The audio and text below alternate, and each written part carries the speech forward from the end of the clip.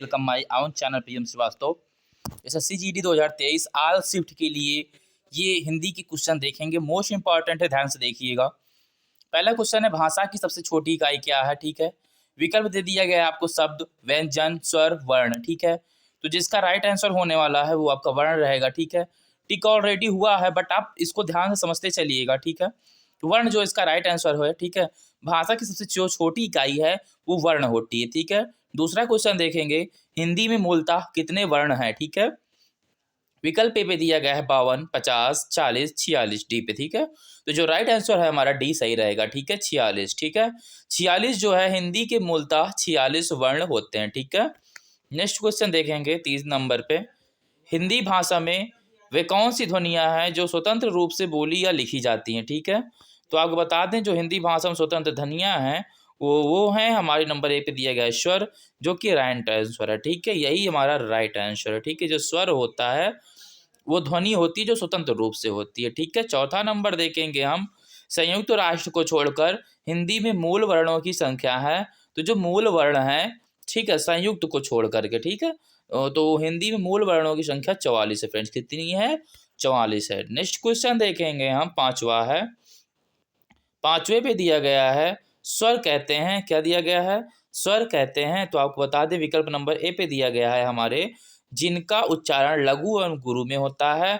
दूसरे पे दिया गया है बी में, जिनका उच्चारण बिना अवरोध अथवा विघ्न बाधा के होता है। तो यही हमारा राइट आंसर है, बी राइट आंसर है, क्योंकि जो स्वर होते हैं उनका उच्चारण बिना अवरोध एवं विघ्न बाधा के होता है। ठीक है, छठवें नंबर पे हम देखते हैं, निम्नलिखित में से अग्र स्वर नहीं है। ठीक है, पूछा गया है अग्र स्वर नहीं है नहीं पूछा गया है, नहीं है पूछा गया है। तो जो ए है ये भी अग्र स्वर है, ए है ए भी अग्र स्वर है, छोटी ई है ए भी अग्र स्वर है। तो जो छोटा आ है ये अग्र स्वर नहीं है, तो ये हमारा राइट आंसर हो जाएगा। ठीक है, सातवां नंबर हम देखेंगे, सातवें नंबर पे दिया गया है, हिंदी में स्वरों के कितने प्रकार हैं? ठीक है, विकल्प नंबर ए पे 1 है, बी पे 2 है, सी पे 3 है। ठीक है, तो जो सी हमारा है वही राइट आंसर है। ठीक है, हिंदी में स्वरों की जो संख्या होती है वो 3 होती है। ठीक है, चलिए नेक्स्ट पे चलते हैं।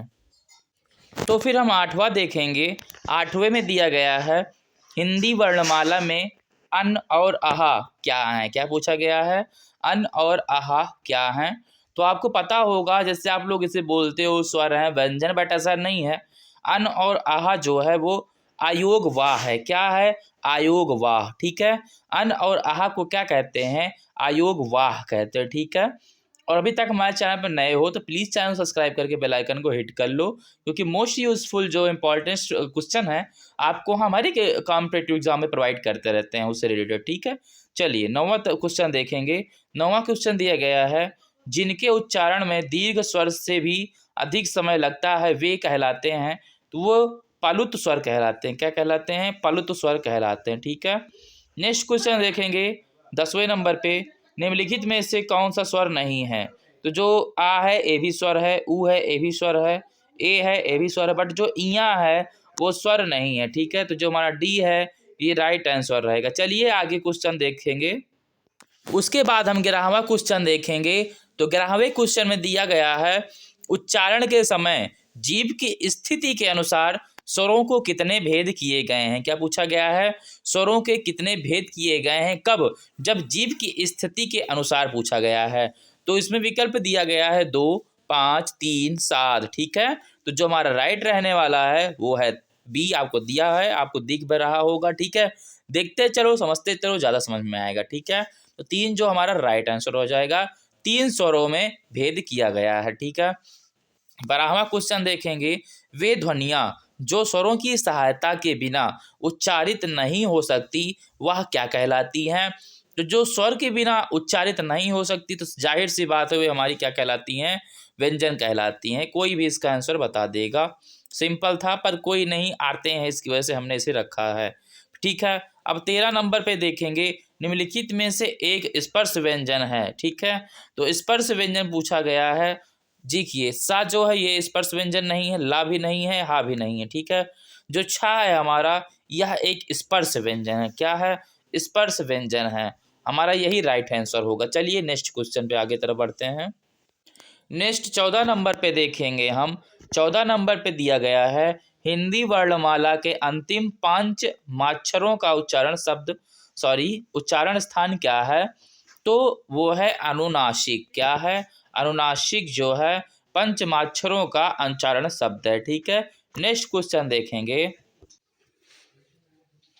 ठीक है, तो नेक्स्ट क्वेश्चन हमारा 15 नंबर पे देखेंगे कि अंतस्थ व्यंजन है। क्या पूछा गया है? अंतस्थ व्यंजन है। ठीक है, तो ये इसका जो राइट आंसर डी है हमारा, या रा लावा जो है ये अंतस्थ व्यंजन है। ठीक है, क्या है? अंतस्थ व्यंजन है। ठीक है, 16 नंबर पे देखेंगे फ्रेंड्स कि सा खा शा और हा व्यंजन है, तो ये ऊष्म व्यंजन है। अब व्यंजन को कितने प्रकार में बांटा गया है ये अभी मैंने आपको बताया था, तो प्लीज कमेंट में बताओ कि व्यंजन को कितने प्रकार में बांटा गया है। पार्ट 1 में बताया था। ठीक है, 7वें नंबर पे देखेंगे कि उत्पिक्षित क्या दिया गया है? उत्पिक्ष व्यंजन है। ये है ड़ा और ढा जो है ये उत्क्षिप्त व्यंजन है। क्या फ्रेंड्स? उत्क्षिप्त व्यंजन है। ठीक है, और आपको बता दें अगर अभी तक भी आप हमारे चैनल पर सब्सक्राइब नहीं किया तो पहले सब्सक्राइब कर लो, फिर ये वीडियो देखो आराम से। ठीक है, क्योंकि फ्री का कोई भी चीज़ नहीं लेना चाहिए, तो आप इसे सब्सक्राइब करके फिर आगे देखें। और हाँ, वीडियो अगर पसंद आ रही है तो एक लाइक का बटन भी है, वो भी दबा दो। ठीक है, चलिए नेक्स्ट क्वेश्चन देखते हैं। ठीक है, 18 नंबर पे हम देखेंगे कि उत्क्षिप्त ध्वनि का प्रयोग हुआ है। क्या पूछा गया है? उत्क्षिप्त ध्वनि का प्रयोग हुआ है, तो देखिए आरजू में हुआ है। देखिए क्या पूछा गया है? आरजू में हुआ है? नहीं हुआ। देख लीजिए अभी 17 नंबर पे ही दिया गया है, ड़ा और ढा जो है क्या है? उत्क्षिप्त व्यंजन है। आरजू में देखिए न ड़ा है न ढा है, खसरा में इसमें भी नहीं है, जफर में भी नहीं है, बट पढ़ाई में जो है क्या है? ड़ा है, तो ये क्या है? उत्क्षिप्त व्यंजन है। ठीक है, इसके हिसाब से हमारा जो सी राइट आंसर हो जाएगा फ्रेंड्स। क्या हो जाएगा?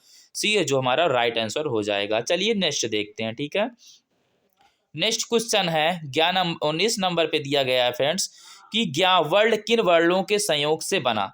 तो आपको बता दें जो ज्ञा शब्द बना था वो जा और इया से बना था। ठीक है, किससे? जा और इया से बना था, इसके संयोग से बना था। ठीक है, 20 नंबर पे देखेंगे छत तरंग और ज्ञा की गणना स्वतंत्र वर्णों में नहीं होती क्योंकि ये संयुक्त व्यंजन है। क्या बोला जाता है इन्हें? इन्हें संयुक्त व्यंजन बोला जाता है। ये क्वेश्चन 2 बनाते हैं, ये प्रश्न जो है क्वेश्चन 2 बना रहा है कि संयुक्त व्यंजन किसे कहते हैं? तो छत तरंग ज्ञा को संयुक्त व्यंजन कहते हैं। और संयुक्त जो पूछा गया छत तरंग और ज्ञा की गणना को स्वतंत्र वर्णों में नहीं रखा गया क्योंकि ये संयुक्त व्यंजन है। ठीक है, संयुक्त व्यंजन। चलिए कोई नहीं, ये पार्ट यहीं समाप्त होता है। नेक्स्ट पार्ट जल्दी अपलोड हो जाएगा। चैनल पर नए हो तो प्लीज सब्सक्राइब करके बेल आइकन को हिट करके लाइक का बटन करके जाओ, प्रेस करके जाओ। मिलते हैं नेक्स्ट वीडियो में, तक के लिए जय हिंद, जय भारत।